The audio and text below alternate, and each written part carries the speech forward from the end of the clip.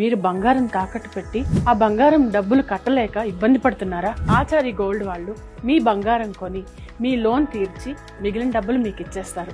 ఇంకెందుకు ఆలస్యం? ఆచారి గోల్డ్ ఈ నెంబర్స్ కి కాల్ చేయండి.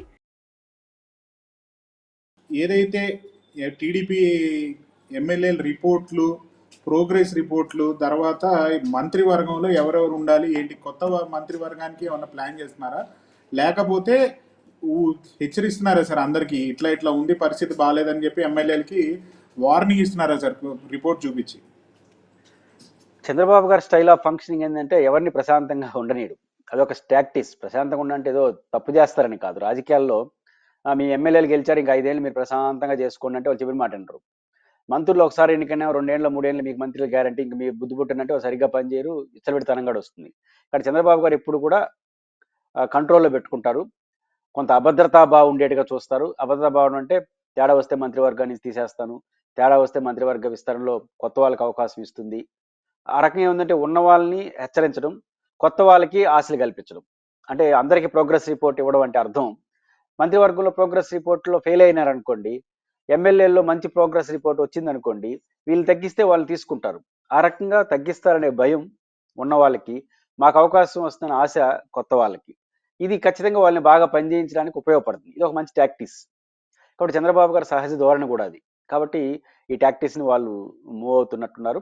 ఖచ్చితంగా మంత్రివర్గ విస్తరణ యాజ్ వెల్ యాజ్ ఎర్లీ పాసిబుల్గా జరిగే అవకాశాలు కనిపిస్తున్నాయి. కారణం ఏంటంటే ప్రారంభంలో కారణాలు ఏమైనా కొత్త వారికి అవకాశం ఇచ్చారు, కొన్ని చోట్ల ధీటుగా ఎదుర్కోలేకపోతున్నారు ప్రతిపక్షాన్ని. చంద్రబాబు గారు అనేక సార్లు చాలా జిల్లాలో జగన్కి వ్యతిరేకంగా మీరు ప్రెస్ మీట్లు పెట్టి వాస్తవాలు చెప్పట్లేదనే మాట అంటున్నారంటే, చెప్పడంలో లోపం ఒకటే కాదు, చెప్పే పర్సనాలిటీ కూడా ఉండాలి. మీరు మంత్రివర్గంలో మంత్రి పేరు పెట్టేసినంత మాత్రాన రాదు.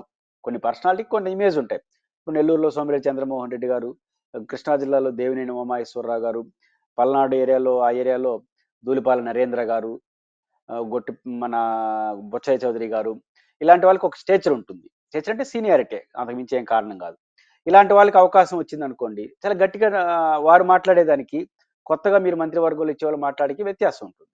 అందుకని ఖచ్చితంగా చాలా జూనియర్లను చేర్చుకున్నారు కాబట్టి నాకు తెలిసి ఎక్కువ మంది మంత్రుల్ని తొలగించే అవకాశం కనిపిస్తూ ఉంది. అదేవిధంగా ఎక్కువ మంది మంచి ఇప్పుడు 10 అవకాశాలు ఉంటే 50 మంది పోటీ పడుతుంటారు. ఎక్కువ మంది అవకాశాలు ఉన్నాయి కాబట్టి ఎక్కువ మంది తీసుకునే అవకాశం ఉంటుంది. రెండో వైపు నాగబాబు గారికి కూడా మంత్రివర్గం అష్యూరెన్స్ ఉంది. వీటన్నిటి కారణాల రీత్యా త్వరలోనే మంత్రివర్గ విస్తరణ ఉంటుంది. ఆ మంత్రివర్గ విస్తరణ రేపో ఎల్లుండో కాకపోవచ్చు, కానీ ఆ ప్రాసెస్లో చంద్రబాబు నాయుడు ఎట్లా మంత్రివర్గ విస్తరణ ఆల్ ఆఫ్ సడన్ ఒక డేట్ ఫిక్స్ చేసి ఆ మమ అనిపించే టైప్ కాదు ఆయన. తీసేసే వాళ్ళకి ఎవరైతే తొలగించాలంటున్నారో ఆల్ ఆఫ్ సడన్ నిన్ను ఆయన తొలగించేస్తున్నారంటే వాళ్ళు ఏదో మాట్లాడినా, మీడియా ఏదైనా రాసినా ఇల్లు వస్తుంది. ఇప్పటి నుంచే కొంతమంది మంత్రులను ఎస్టాబ్లిష్ చేశారనుకోండి, వాళ్ళు మార్చుకోవడానికి అవకాశం ఉంటుంది. మార్చుకోకపోతే రేపు మార్చినా కూడా వాళ్ళపైన పెద్దగా పార్టీలో ప్రభావం చెడ్డ పేరు రాదు. ఎందుకంటే మొదటి నుంచి చంద్రబాబు గారు చెప్తున్నాడు కదా, హెచ్చరిస్తున్నాడు కదా, వీళ్ళేం మారలేదు కాబట్టి తీసేస్తే తప్పేంది అనుకుంటారు. అట్ ద సేమ్ టైం చాలా మంది ఎమ్మెల్యేలు బాగా పనిచేసిన వాళ్ళని కొంచెం ఎంకరేజ్ చేశారనుకోండి, ఎక్కువ మంది పనిచేస్తారు. వాళ్ళు తీసుకున్న కూడా మొదటి నుంచి చంద్రబాబు గారు ప్రోగ్రెస్ రిపోర్ట్లో మంచి పేరు ఉంది కాబట్టి తీసుకుని అంటారు. ఆ రకంగా బహుముఖ వ్యూహంతో చంద్రబాబు గారు ముందుకెళ్తున్నట్టు కనిపిస్తుంది. నిస్సందేహంగా ఇది ఆ పార్టీకి మంచిదే. కానీ ఒకటి మాత్రం నిజం అనిపిస్తుంది, ఏంటంటే మంత్రివర్గ విస్తరణ ఉంటుంది, పెద్ద మార్పులే ఉంటాయనేది అర్థమవుతుంది. అంటే ఇప్పటికిప్పుడు ఎందుకు చేయాల్సి వస్తుంది సార్? గతంలో 2.5 సంవత్సరాలు జగన్మోహన్ రెడ్డి గారు క్యాబినెట్ అట్టి పెట్టారు కదా, అప్పటి వరకు అంటే చాలా షార్ట్ టైం కదా సార్, 1 ఇయర్ అనేది. అంటే ఒక 2 కారణాలు ఉండొచ్చు. ఒకటి, మీరు అన్నట్టు 2.5 ఏళ్ళకే మంత్రివర్గ విస్తరణ కూడా చేసే అవకాశం ఉంది. నేను యాజ్ వెల్ యాజ్ ఎర్లీ అనే పరిస్థితులు బట్టి అంటున్నాను, కానీ అది జరగకపోయేదానికి కూడా అవకాశాలు ఉంటాయి. చంద్రబాబు గారు ఎప్పుడు కూడా 1 ఇయర్ 2.5 ఏళ్ళని ఇప్పుడే జగన్ గారు ఏం చేశారు, 2.5 ఏళ్ళు అంటే ఆ 2.5 ఏళ్ళు మా గ్యారంటీ అని అందరూ మంత్రివర్గంలో సభ్యులు వాళ్ళ పని వాళ్ళు చేసుకున్నారు. రెండోది, 20 మందిని తీసేస్తానని ముందే చెప్పేసినాడు.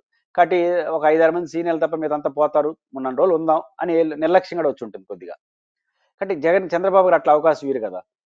మంత్రివర్గంలో ఉన్న వాళ్ళకి గ్యారంటీ ఉండదు, బయట ఉన్న ఎమ్మెల్యేలకి మాకు అవకాశం ఇస్తుందన్న ఆశ ఉంటుంది. ఈ రెండింటి మధ్య ఎవరిని ప్రశాంతంగా పని అయిపోయింది ఎమ్మెల్యే గెలిచాం, లేదా ఒక పని అయిపోయింది మంత్రివర్గంలో ఉన్నాం ఇంకా 2.5 ఏళ్ళు అని అంటే వారు నిర్లిప్త వస్తుంది. ఆ నిర్లిప్తత ఆయన ఒప్పుకోడు. ఒక రకంగా ఇది మంచి ప్రాక్టీసే క్యాపిటలిస్ట్ యాంగిల్లో. కాబట్టి చంద్రబాబు గారు ఫ్రీగా 2.5 ఏళ్ళు 20 మంది సంఖ్య చెప్పేస్తే లెక్కలేసుకుని వాళ్ళ పని వాళ్ళు చేసుకుంటారు. మంచి పని చేసుకోవచ్చు, చెడు పనులు కూడా చేస్తారు. ఇప్పుడు ఎవరు తీసేస్తారు ఎవరు ఉంచుతారు అనే గ్యారంటీ లేకుండా అదేవిధంగా చాలా అవకాశాలు ఉంటాయని వాళ్ళకి అస్యూరెన్స్ ఇవ్వడం ద్వారా బహుముఖంగా ఉపయోగపడుతుంటారు. కాబట్టి మీరు అన్నట్టు 2.5 ఏళ్ళు కూడా జరగచ్చేమో చెప్పలేము. కానీ స్పీడ్ అవుతుంది. ఎందుకంటే జగన్ గారు యాక్టివ్ అయిపోవడం, మంత్రివర్గంలో చాలా మంది ధీటుగా ఎదుర్కోలేకపోవడం, ఈ కారణాలు ఇచ్చే బహుశా కొంత ఎర్లీ చేసే అవకాశాలు అయితే కనిపిస్తున్నాయి తప్ప 2.5 ఏళ్ళ తర్వాత జరిగినా చంద్రబాబు గారు ఇదే స్ట్రాటజీలో ఉంటారు.